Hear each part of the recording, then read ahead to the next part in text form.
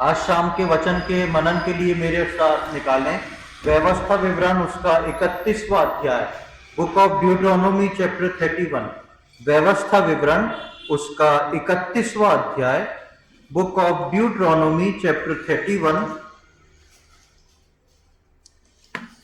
और उसकी 6वीं आयत, 6th वर्स। ड्यूटरोनोमी chapter 31 verse 6। तू हियावान और दृढ़ हो, उनसे न डर और न भयभीत हो, क्योंकि तेरे संग चलने वाला तेरा परमेश्वर यहोवा है। वह तुझको धोखा न देगा और न छोड़ेगा। यहाँ पर हम देखते हैं परमेश्वर के एक वायदे को, और ये वायदा जो है ये परमेश्वर इजरायलियों से मूसा के द्वारा कर रहा है। आप देखेंगे कि परमेश्वर ने उस 40 साल जंगल की यात्रा जो इजरायलियों की थी, परमेश्वर ने कई वाचाओं को बांधा, कई वायदों को किया है इजरायलियों के साथ। और एक ऐसे वायदे को परमेश्वर जो हमने यहाँ पर पढ़ा है, इस वायदे को परमेश्वर बार बार उन लोग को रिपीट करता था, बार बार किसी न किसी तरीके से समझाता था और बताता था। और वो बोलता है कि तू हियाव बांध दृढ़ हो, उनसे ना डर और ना भयभीत हो। किनसे ना डर? कभी फलिस्ती लोग, कभी इजराइल के दुश्मन लोग, कभी मिस्र के लोग, उन सब से डरने को मना किया कि उन सारी चीजों से जो तेरे ऊपर आती है उनसे भयभीत ना हो, क्योंकि तेरे संग चलने वाला तेरा परमेश्वर यहोवा है। वो तुझको धोखा ना देगा, ना छोड़ेगा। हमारा परमेश्वर एक ऐसा परमेश्वर है जो हमको कभी भी धोखा नहीं देता। धोखा मनुष्य को कब होता है? जब कोई कह दे कि मैं ये काम करूंगा तुम्हारे लिए, या तुम्हारे लिए इस बात को पूरा करूंगा, और जब वो समय आता है, उस समय पे उस व्यक्ति का पता नहीं रहता, या उस समय वो व्यक्ति नकार देता, मना कर देता। वो होता है कि धोखा, कि हम किसी के भरोसे में थे लेकिन वो कार्य हो नहीं पाए। लेकिन परमेश्वर जो है यहाँ पे इजरायलियों को बार बार बताता है, और पुराने इतिहास में हम देखते हैं कि परमेश्वर ने कभी भी अपने लोगों को कोई धोखा नहीं दिया। परमेश्वर ने जो जो इजरायलियों से कहा था, उन सारी बातों को एक एक करके परमेश्वर ने हमेशा पूरा किया।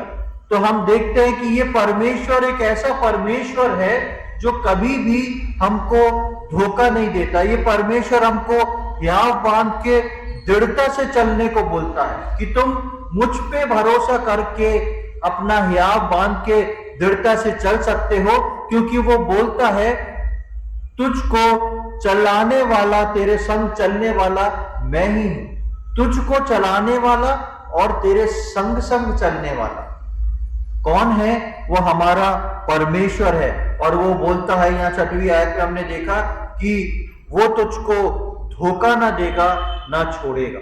हमारा परमेश्वर एक ऐसा परमेश्वर है जो कभी भी धोखा नहीं देता, कभी भी छोड़ता नहीं। और जब नए नियम के विश्वासियों की बात आती है, तो नए नियम के विश्वासी जो हैं, प्रभु यीशु मसीह के लहू के द्वारा खरीदे हुए लोग हैं, तो वो और ज्यादा अहमियत रखते हैं और खास हो जाते हैं। और उनसे भी परमेश्वर ये कहता है, डरो मत, मैं तुम्हें धोखा नहीं दूंगा, मैं तुमको बीच मझधार में छोड़ के नहीं जाऊंगा। जब तुम्हारी जरूरत का समय होगा तब मैं तुमको यूं ही छोड़ नहीं दूंगा। तुम मेरा हाथ थाम के चले हो तो मैं तुम्हारे हाथ को थाम के वो सब कुछ पार कराऊंगा जिसके लिए मैं वायदा करके तुमको इस कनान देश में लेके आया हूं। और यही कार्य प्रभु जो है मेरे और आपके जीवन में करता है। आज हम अपने जीवन के सफर में कई बार थक जाते हैं। हम अपने जीवन के सफर के कई परिस्थितियों में कई समस्याओं को झेलते हैं, और उन समस्याओं में चलते चलते कई बार हम थक जाते हैं, क्योंकि वो ही एक चीज रिपीटेशन पे रिपीटेशन बार बार हमारे जीवन में होती है। हम उसके कारण निराश हो जाते हैं। पर परमेश्वर का ये वचन हमारे साथ है, वो हमको ऐसी अवस्था में दृढ़ रहने को बोलता है। कैसी अवस्था में? जब हम इस संसार में थकते हैं, प्रियो, मेरा और आपके जीवन में इस संसार में थकित होना, श्रमित होना, दुखी होना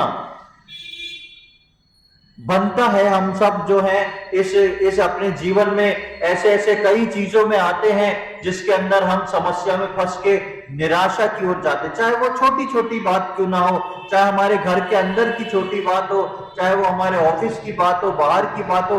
कई जगह पर हम निराशा का सामना करते हैं, कई जगह पर हम ठोकरों का सामना करते हैं। लेकिन ऐसे समय में हम इस बात को कई बार भूल जाते हैं कि परमेश्वर बोला है तुम दृढ़ रहो और मैं तुम्हारे संग चल रहा हूं, मैं तुम्हें ना धोखा दूंगा और ना ही तुम्हें त्यागूंगा।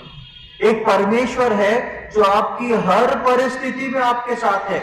शायद आपके घर की परिस्थिति, आपके कार्य की परिस्थिति मैं नहीं समझ सकता, हमारे आजू बाजू वाले बैठे लोग नहीं समझ सकते, लेकिन एक परमेश्वर है जो आपकी हर परिस्थितियों को समझता है।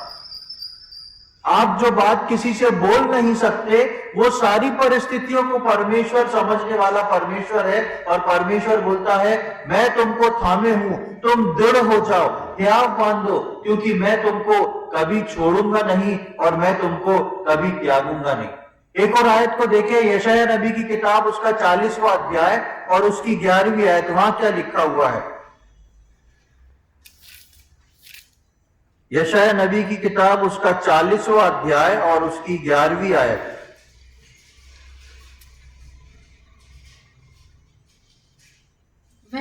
वह चरवाहे के समान अपने झुंड को चराएगा, वह भेड़ों के बच्चों को अंकवार में लिए रहेगा और दूध पिलाने वालियों को धीरे धीरे ले चलेगा।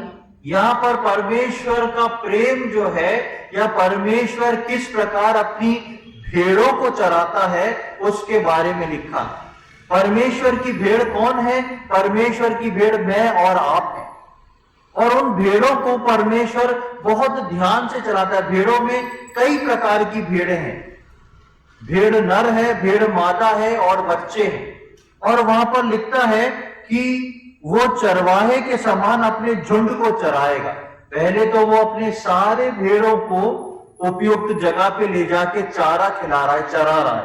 उसके बाद लिखा है वो भेड़ों के बच्चे को अखबार में लिए रहेगा, भेड़ों के बच्चे को अंकुआर में लिए रहेगा, उनको गोद में उठा के, उनको संभाल के, अपनी बाहों में भर के उनको लेके चलेगा। क्योंकि चरवाहे जब भेड़ों को चराने को जाते हैं तो काफी दूर जहां पर हरियाली रहती है वहां तक उनको लेके जाना पड़ता है, और वहां पर आना जाना जो है बहुत दूर है। अब जो नए जन्मे बच्चे हैं वो इतना पैदल नहीं चल सकते, छोटे बच्चे थक जाते हैं। तो ये चरवाहा क्या करता है? इनको गोद में उठा के लेके जाता है, गोद में उठा के लेके जाता है कि ये थक ना जाए। उसके बाद आगे क्या लिखा है? दूध पिलाने वालियों को धीरे धीरे ले चलेगा। जो दूध पिलाने वाली माँ है उनको वो धीरे धीरे ले जाए। वो दौड़ नहीं सकती हैं, वो बाकी भेड़ों के समान दौड़ नहीं सकती। तो ये चरवाहा जो है ये सारी भेड़ों का ध्यान रखा, सारी भेड़ों को इसको चारा भी खिलाना है, सारी भेड़ों को उसको लेके चलना है, सारी भेड़ों की इसको सुरक्षा भी करना है। और जो मैच्योर नहीं है, छोटे बच्चे हैं जो ज्यादा नहीं चल सकते, उनको उसको उठा के ले जाना है। दूध पिलाने वाली माओ को धीरे धीरे लेके चलना है। इतनी सारी चीजें ये कौन कर रहा है? ये चरवा कर रहा है। और यहाँ पर भी ये बात जो है इजराइल की भेड़ों के लिए, यानी कि पुराने नियम के विश्वासी और अब जो है नए नियम के विश्वासियों की बात कर रहा है कि हमारा परमेश्वर हमारी अगुवाई जो है भेड़ों की नाई करता है। वो मुझको और आपको ऐसे लिए हुए चलता है, एक एक को संभालने वाला परमेश्वर हमारा परमेश्वर है। इसलिए वो कहता है, जो हमने व्यवस्था विवरण में पढ़ा, कि तुम डरो मत, तुम भय ना खाओ, तुम हियाव बांधो। जैसी भी परिस्थिति में हो तुम हियाव बांध के किसकी ओर देखो? परमेश्वर की ओर देखो, क्योंकि परमेश्वर तुम्हारी हर स्थिति को जानता है। हम परमेश्वर से ये नहीं कह सकते कि परमेश्वर को नहीं मालूम यहाँ पे मैं क्या सह रहा हूं। मनुष्य हम इस बात को बोल सकते हैं कि फलाना फलाना व्यक्ति या वो व्यक्ति इस बात को नहीं जानता कि मैं अपना रोज का काम कैसे चला रहा हूं, मैं किस समस्या से निकल रहा हूं। चाहे वो छोटा बच्चा हो, चाहे वो स्टूडेंट हो, चाहे वो नौकरी करने वाला हो, चाहे वो घर में काम करने वाला हो, हर व्यक्ति की समस्याएं हैं और हर व्यक्ति इस बात को जानता है कि वो किस प्रकार से चल रहा है।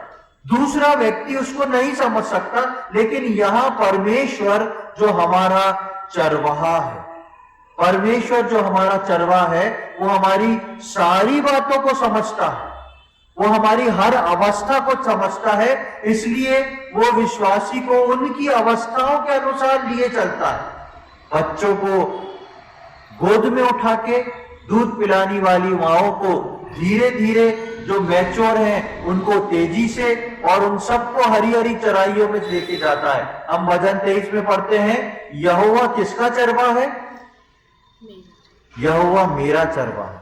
यहोवा मेरा चरवाहा है, मुझे कुछ घटी ना होगी। क्यों घटी नहीं होगी? क्योंकि यही यहोवा परमेश्वर है जो मुझको और आपको लिए चलता है। अपने आप को भेड़ों से अलग ना समझें, ये बात ध्यान रखें। आप एक भेड़ हैं और आप क्या हैं ये आपका पिता अच्छे से जानता है, इसलिए वो आपको जो है बेहतर तरीके से लेके जाएगा। बेशक जीवन में समस्याएं आती हैं, बेशक जीवन में सुनसानपन आता है, बेशक जीवन में ऐसी चीजें आती हैं जिसको हमको हमारी समझ से परे होता है, लेकिन परमेश्वर उन बातों से अनजान नहीं। परमेश्वर आपके उठने बैठने सोते जागने सब चीज को जानता है, और परमेश्वर याद रखें आपको लिए चल रहा है। आपको लगे या ना लगे, लेकिन परमेश्वर आपको लिए चल रहा है, परमेश्वर आपको लेके जा रहा है, और परमेश्वर आपको आगे भी लिए चलेगा। इसलिए वो बोलता है परमेश्वर पे भरोसा रख के या आपको बांधो और दृढ़ हो जाओ। एक और आयत को पढ़ेंगे, लूका रचित सुसमाचार उसका 15वां अध्याय उसकी 4थी आयत। Gospel according to Luke chapter 15 verse 4। लूका रचित सुसमाचार उसका 15वां अध्याय और उसकी 4थी आयत। वहां पे भी भेड़ का जिक्र है। वहां देखे क्या लिखा है, तुम में से कौन है जिसकी 100 भेड़ें हों और उनमें से एक खो जाए तो 99 को जंगल में छोड़कर उस खोई हुई को जब तक ना मिल ना जाए खोजता ना रहे। यहां पर बोलता है तुम में से कौन है जिसकी 100 भेड़ें हों और 99 सलामत रहें, एक खो जाए तो वो 99 को छोड़ के 100 को ढूंढने को जाता है। मेरे और आपके जीवन में अक्सर हम किस नेचर के हैं, हमारी अगर 100 भेड़ों में से एक भेड़ गुम जाएगी तो हमको 99 की चिंता हो जाएगी, पहले इनको कहीं पर सुरक्षित रख लें। लेकिन ये एक ऐसा परमेश्वर है जो 99 जहां चल रही उनको छोड़ के एक भेड़ को भी ढूंढने जा रहा है। क्यों? क्योंकि उस एक भेड़ की भी कीमत जो है उसकी नजर में बहुत है। मेरे और आपके जीवन में भी प्रियो, हो सकता है दुनिया में, समाज में मेरे और आपकी गिनती कहीं ना हो सकता है लोग मुझको और आपको कोई गिनती में नहीं गिनते हो, लोग मुझको और आपको कुछ तवज्जो नहीं देते हो, ध्यान नहीं देते हो, लेकिन मैं और आप परमेश्वर के लिए बहुत कीमती हैं।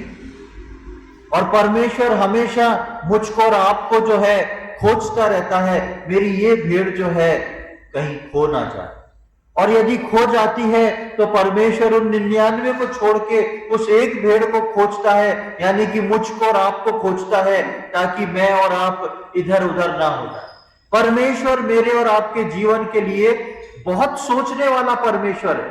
हमको लगता है कि हमारे जीवन के बारे में हमसे ज्यादा कोई नहीं सोचता हो, हमारे जीवन में हमसे ज्यादा कोई नहीं सोचता होगा, लेकिन आपको पता है आपके जीवन के बारे में आप जितना सोचते हैं उससे कहीं अधिक आपके जीवन के बारे में परमेश्वर सोचता है, क्योंकि मैं और आप उसके हाथ के बनाए हुए लोग हैं। वो मुझको और आपको यूं ही नहीं छोड़ देता। हमको कई बार अकेलापन लगता है कि मेरे को कोई नहीं जान रहा है, मेरी अंदर की परिस्थिति को कोई नहीं समझ रहा है, लेकिन याद रखें आप जिस परिस्थिति को अपने बारे में सोच रहे हैं उससे कहीं अधिक परमेश्वर आपको जान रहा है, क्योंकि उसको सबका ध्यान है। आप उसकी चुनी हुई भेड़ हैं और परमेश्वर आपको यूं ही नहीं छोड़ देता। परमेश्वर आपके मन को जानता है, परमेश्वर आपके दर्द को जानता है, परमेश्वर आपकी हर तकलीफ को जानता है, परमेश्वर आपकी सारी शॉर्टकमिंग्स को जानता है, हर परिस्थिति को जानता है और परमेश्वर आपको लिए चल रहे हैं। जिस दिन परमेश्वर हमारी आत्मिक आंखों को खोल दे, उस दिन आपको पता लगेगा कि मेरा जीवन तो कितनी गिरावट में था, कितनी और समस्याओं में था, लेकिन ये परमेश्वर मुझको उठा के चला रहा था, इसलिए मैं बच के चल रहा था अब तक। जो समस्या मुझ पे आनी थी वो तो आई नहीं थी, क्योंकि परमेश्वर मुझे पकड़े हुए था, परमेश्वर मुझको गोद में लेके चल रहा था, क्योंकि वो जानता था ये मेरा बच्चा भी इतना मैच्योर नहीं है, ये इतनी बातों को नहीं ले सकता। प्रियो, ऐसा है हमारा परमेश्वर, इसलिए वो कहता है हियाव बांध, दृढ़ हो जा, मैं तुझे कभी धोखा नहीं दूंगा, मैं तुझे कभी त्यागूंगा नहीं। ये परमेश्वर मुझसे और आपसे प्रेम करने वाला परमेश्वर है। एक आयत को वापस हम निकालेंगे, निर्गमन की किताब में आ जाए, एक्सोडस चैप्टर 2, निर्गमन उसका 2 अध्याय,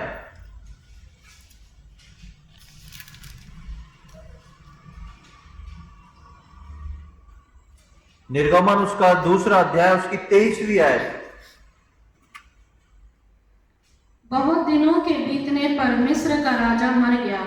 इसराइली कठिन सेवा के कारण लंबी लंबी सांस लेकर आहें भरने लगे और पुकार उठे, और उनकी दोहाई जो कठिन सेवा के कारण हुई वह परमेश्वर तक पहुंची। यहां पर हम देखते हैं, आप सब इन बातों से परिचित हैं, ज्यादा डिटेल में नहीं बताऊंगा। यहां पर हम देखते हैं कि इजरायलियों के जीवन में एक ऐसा कठिन समय आया कि जब उनकी बहुत मजबूरी हो गई।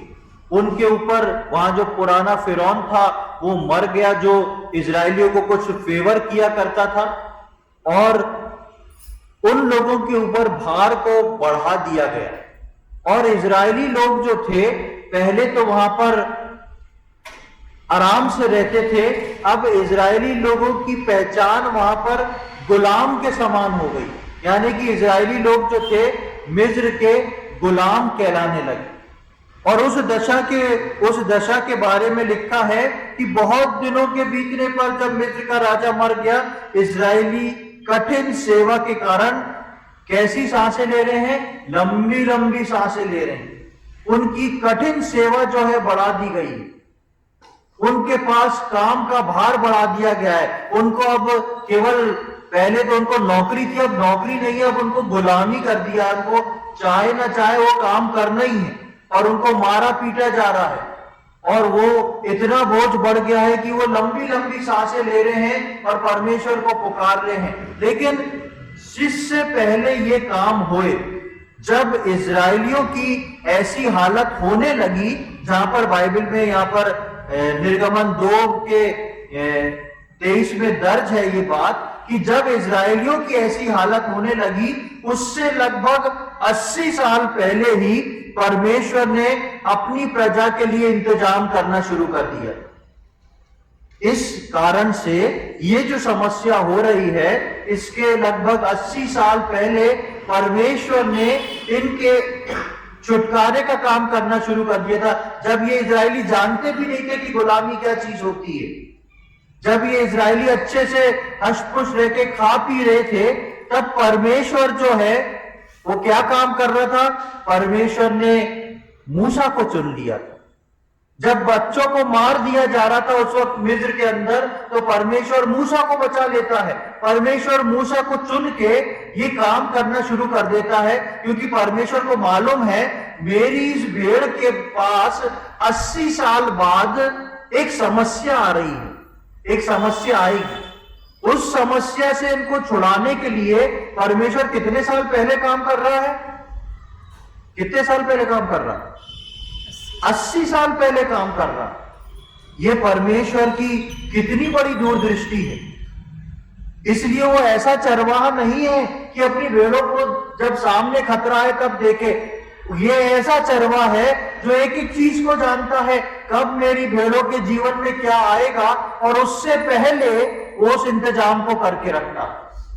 हम सोचते हैं, हम घबरा जाते हैं, हम प्रार्थना करते हैं और हम बोलते हैं ऐसी समस्या मेरे जीवन में आई थी, मैंने प्रार्थना करी, परमेश्वर ने सहायता करके मेरे लिए द्वार खोल दी। बेशक परमेश्वर हमारी प्रार्थना को सुनता है, लेकिन आप क्या इस बात को जानते हैं, आपकी प्रार्थना करने से पहले कईयों साल पहले परमेश्वर आपकी इस स्थिति को देख चुका है और कईयों साल पहले परमेश्वर ने आपकी इस स्थिति के लिए ये इंतजाम करके रखा है, वो अपने दिन में लाके देता है। और यहां पर हम देखते हैं वो अपनी भेड़ों को इस प्रकार चलाता है कि जिस दिन भेड़ों के जीवन नुकसान में आ गए, जिस दिन उसकी भेड़ें मिस्र में आहें भरने लगी, उससे 80 साल पहले परमेश्वर इस काम को कर चुका। जल्दी से कुछ आयतों को हम पढ़ेंगे, मैं सारी पदों को नहीं पढ़ाऊंगा। निर्गमन 2 अध्याय की पहली दूसरी आयत को पढ़ लें। निर्गमन 2 का 1 और 2। लेवी के घराने के एक पुरुष ने एक लेवी वंश की स्त्री से विवाह कर लिया। वह स्त्री गर्भवती हुई और उसके एक पुत्र उत्पन्न हुआ, और यह देख कर कि यह बालक सुंदर है, उसे 3 महीने तक छिपा रखा। हाँ, इसका 10 और 11। जब बालक कुछ बड़ा हुआ तब वह उसे फिरौन की बेटी के पास ले गई और वह उसका बेटा ठहरा, और उसने यह कहकर उसका नाम मूसा रखा, मैंने इसको जन्म से निकाला था। हाँ, इसका 15 और 21 भी पढ़। जब फिरौन ने यह बात सुनी तब मूसा को घात करने की युक्ति की। तब मूसा फिरौन के सामने से भागा और मिद्यान देश में जाकर रहने लगा, और वह वहां एक कुएं के पास बैठ गया।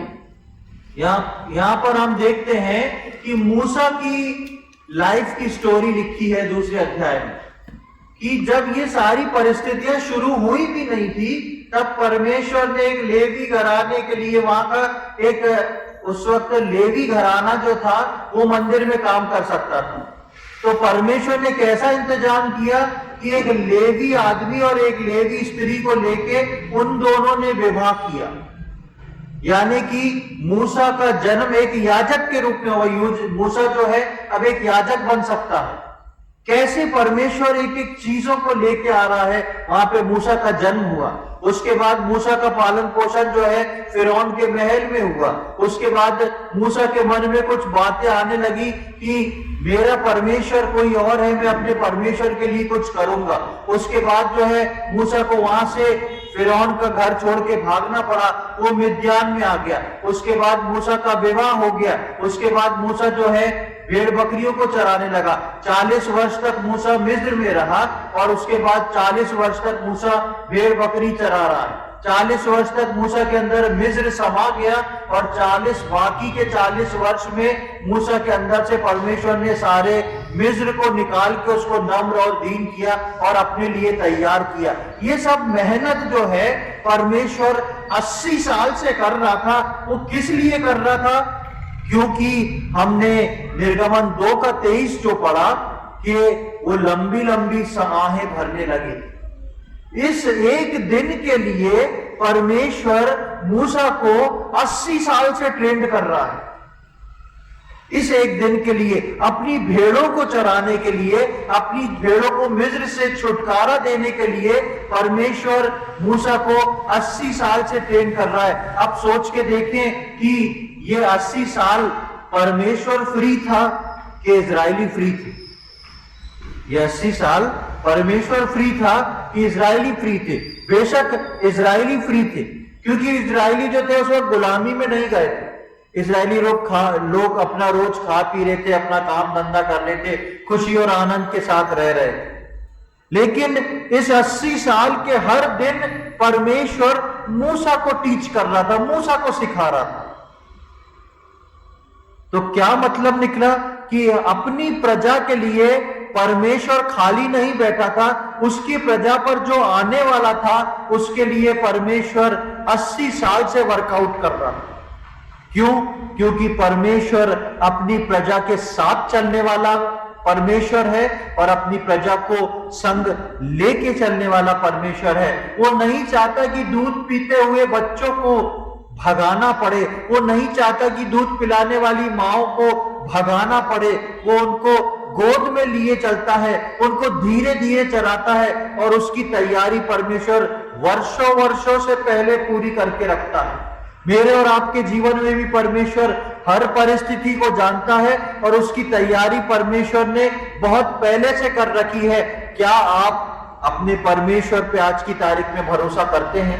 क्या आप निराश होके कुछ कदम को उठाने का सोचते हैं कि मैं तो निराश हो गया, अब कुछ नहीं हो सकता? लेकिन याद रखें, परमेश्वर ने आपको निराशा के लिए नहीं रखा है। परमेश्वर आपके जीवन में कुछ अद्भुत करना चाहता है। ये आपकी परिस्थिति जो आज है वो परमेश्वर की नजरों में आपके उत्पन्न होने से पहले थी।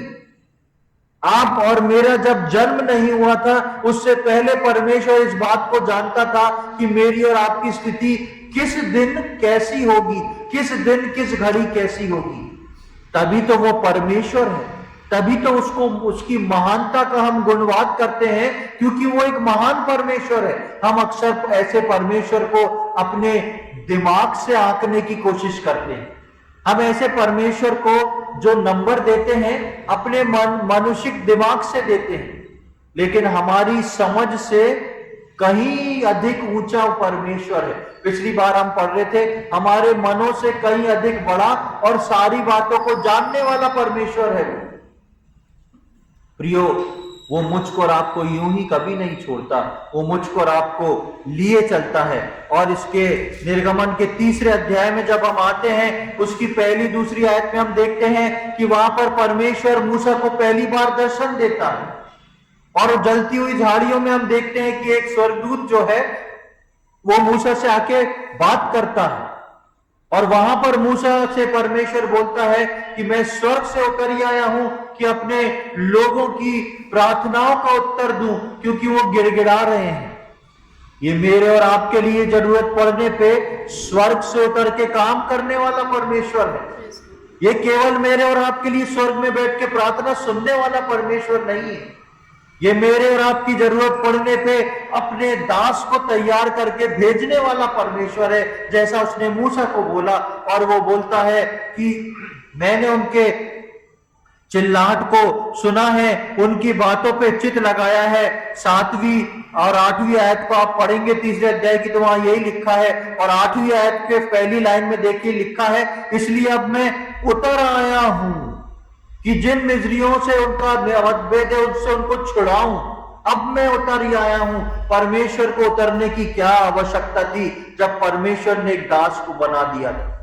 परमेश्वर को उतरने की क्या आवश्यकता थी जब परमेश्वर ने मूसा और हारून को चुन लिया था? लेकिन ये परमेश्वर के मन में जलन थी, एक जलन थी परमेश्वर के मन में कि मेरी प्रजा का छुटकारा मेरे दाहिने हाथ से होएगा। वो लिखता है, जो हमने पढ़ा अभी यशायाह में, कि वो अपनी गोद में उन बच्चों को उठा के लेके जाता है। वो ऑर्डर नहीं करता है, ए मेरे दास मेरे इस बच्चे को गोद में उठा ले। वो ऑर्डर करने को पीछे हटता है और खुद नीचे उतर के अपने बच्चे को गोद में उठाता है।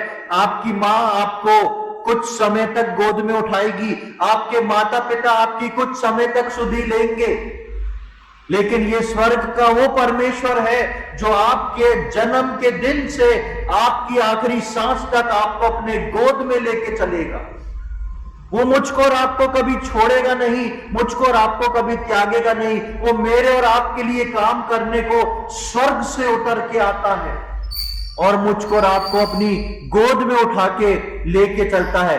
जिस समय इजरायलियों की चिल्लाहट बढ़ी, उससे पहले ही परमेश्वर ने उनके लिए इंतजाम कर दिया। 80 साल से वो मूसा को चुन के उसके छुटकारा देने के लिए रखा था। 80 साल पहले परमेश्वर ने मूसा को चुन के उनको छुटकारा देने के लिए रखा था। वो अपनी बड़ी भेड़ों इजरायलियों को भी चला रहा था और एक भेड़ मूसा को भी तैयार कर रहा था। यह है परमेश्वर का ऐसा काम जिसको बोला जाए एक तीर से 100 निशाने। यानी कि परमेश्वर मूसा के द्वारा परमेश्वर मूसा को तैयार कर रहा है इजरायलियों के लिए कि इजरायलियों को छुटकारा देगा, और परमेश्वर उसके साथ साथ मूसा को भी तैयार कर रहा है। यानी कि एक तरफ अगर इजरायली तैयार हो रहे हैं, छुटकारा उनका तैयार हो रहा है, तो दूसरी तरफ परमेश्वर मूसा को भी तैयार कर रहा है। मूसा ये नहीं बोल सकता था परमेश्वर को, परमेश्वर आपने तो मुझे नौकर बना दिया। नहीं, परमेश्वर से बेहद प्रेम करने वाला व्यक्ति मूसा बना, परमेश्वर की भलाइयों को जानने वाला मूसा बना, परमेश्वर के नाम से सबसे बड़े आश्चर्य कर्म को करने वाला मूसा बना। और यहाँ तक कि बाइबल में एक ही व्यक्ति है जिसके फ्यूनरल को परमेश्वर ने दिया, वो मूसा बना। परमेश्वर किसी का भी कर्जदार नहीं रहता। पिछले हफ्ते हम इसी बात को देख रहे थे। परमेश्वर एक तरफ मूसा के साथ भलाई कर रहा है, परमेश्वर एक तरफ इजराइलियों के साथ भलाई कर रहा है। अब ये एक ऐसे नेचर वाला परमेश्वर है, क्या आप आज इस बात को बोलेंगे ये परमेश्वर मेरे लिए भलाई नहीं करता? क्या आज आप इस बात को बोल सकते हैं मैंने तो बहुत प्रार्थनाएं करी लेकिन परमेश्वर मेरे लिए भलाई नहीं करता? प्रियो, याद रखें, परमेश्वर आपके लिए ऐसी ऐसी भलाई करके रखा है जो आप देख नहीं सकते हैं। अगर परमेश्वर 5 मिनट को आपकी आत्मिक आंखों को खोल दे तो आपको पता पड़ेगा मेरे जीवन में ये बात रखी हुई थी, कैसे परमेश्वर ने इस मुसीबत से मुझे बचा के निकाल लिया, मुझे तो पता ही नहीं पड़ा। मेरे लिए ये दुश्मन तैयार था, कैसे परमेश्वर ने मुझको इस बड़ी परिस्थिति में से निकाल लिया। ये परमेश्वर मेरे और आपके लिए काम करने वाला परमेश्वर है, मुझको और आपको लिए चलने वाला परमेश्वर है। ये किसी का कर्जदार नहीं है। ना परमेश्वर ने इजराइलियों को छोड़ा, ना परमेश्वर ने मूसा को छोड़ा। एक तरफ परमेश्वर ने इजराइलियों के छुटकारे को तैयार किया, वहीं दूसरी तरफ परमेश्वर ने मूसा को तैयार किया। परमेश्वर 80 साल मूसा को तैयार करके उसकी मंजिल तक पहुंचाया और मूसा के द्वारा इजराइलियों को छुटकारा देके उनकी मंजिल तक पहुंचाया। कितना अद्भुत परमेश्वर है। परमेश्वर ने पहले 80 साल मूसा को तैयार करके उसकी मंजिल तक पहुंचाया। मूसा की मंजिल क्या थी?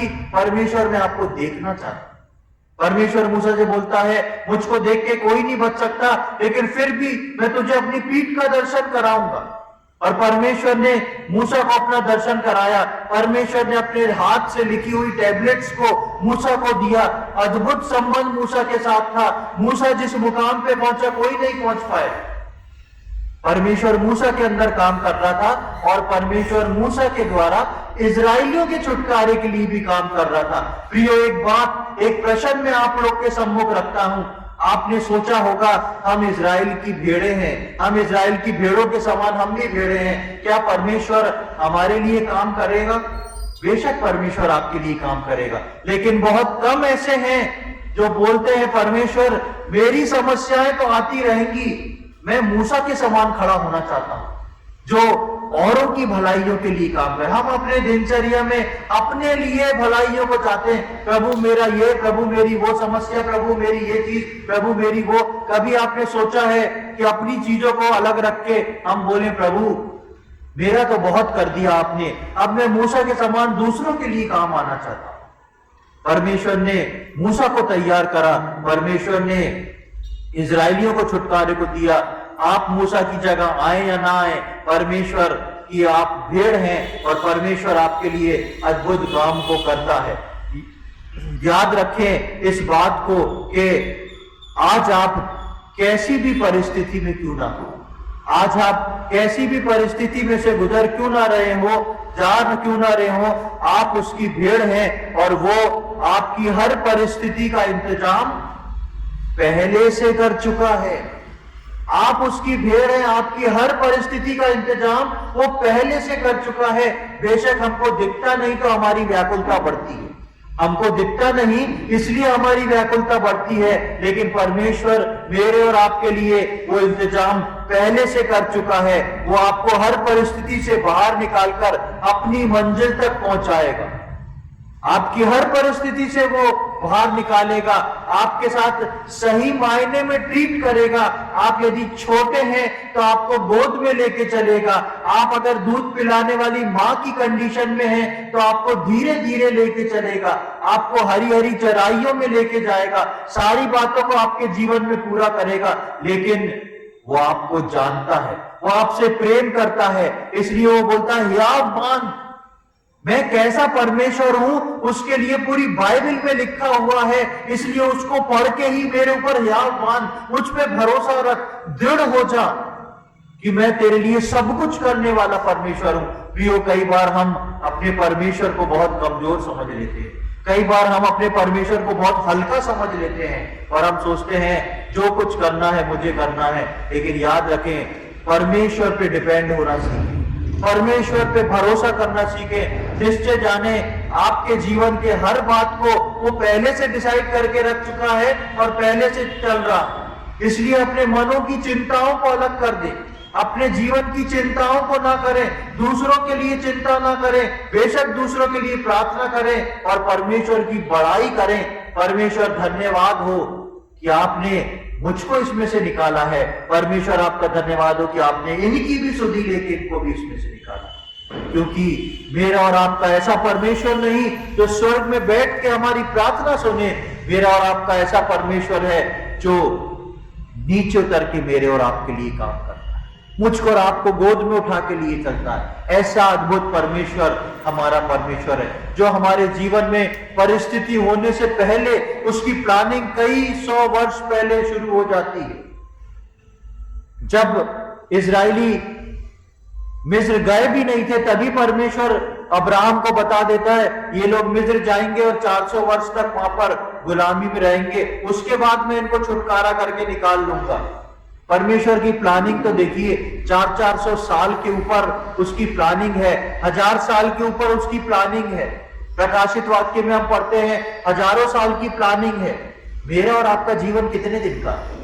मेरे और आपका जीवन 80 साल, 90 साल, 100 साल, 110 साल, इतने से सालों के लिए हम कितना भयभीत होते हैं, इतने से सालों के लिए कितना हम जोड़ते हैं, अपने भविष्य को सिक्योर करने के लिए कितनी कोशिश करते हैं। प्रियो, सब कुछ करें, अपने आप को प्रभु के हाथ में पहले सौंप दें। उसको आपकी चिंता है, वो आपके लिए सब कुछ करेगा, वो आपके लिए सारे कामों को करेगा और वो आपके लिए काम करने के लिए इस पृथ्वी पे आके भी काम करेगा। प्रभु इन वचनों को समझने में हम में से प्रत्येक की सहायता करे। प्रभु के नाम की महिमा।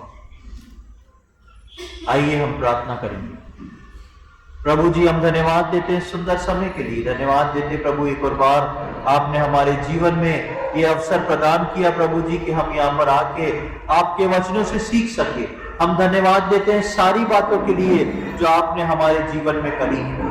प्रभु, हम धन्यवाद देते हैं आज के वचन के लिए जो हमें सिखाता और बताता है कि आप अद्भुत युक्ति करने वाले परमेश्वर हैं, आप हमको लिए चलने वाले परमेश्वर हैं, आप हमको कभी छोड़ते नहीं, त्यागते नहीं और हमारी समस्याओं को दूर से पहचान के बहुत पहले से उनके लिए विचार करने वाले परमेश्वर हैं। उसके लिए हम धन्यवाद देते हैं प्रभु जी। हम आपकी स्तुति करते हैं, आपको धन्यवाद चढ़ाते हैं कि आप प्रभु हमारे लिए काम करने वाले एकमात्र परमेश्वर हैं और जरूरत पड़ने पे आप नीचे उतर ही आते हैं प्रभु और हमारे लिए काम करते हैं। उसके लिए हम धन्यवाद देते हैं। धन्यवाद देते हैं इसलिए आपने वचन में कहा है कि माँ अपने जन्माए हुए बच्चे को भूल सकती है लेकिन मैं तुम्हें न भूलूंगा।